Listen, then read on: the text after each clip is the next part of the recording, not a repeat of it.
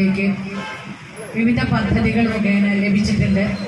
Block പഞ്ചായത്തിലൂടെ തന്നെ അതിലെ എല്ലാ വർക്കുകളും സമയബന്ധിതമായി പൂർത്തീകരിക്കാൻ സാധിച്ചു എന്ന ഒരു കൃതാർത്ഥത കൂടി ഈ പടിയിറങ്ങുന്ന അവസരത്തിൽ എനിക്കുണ്ട്.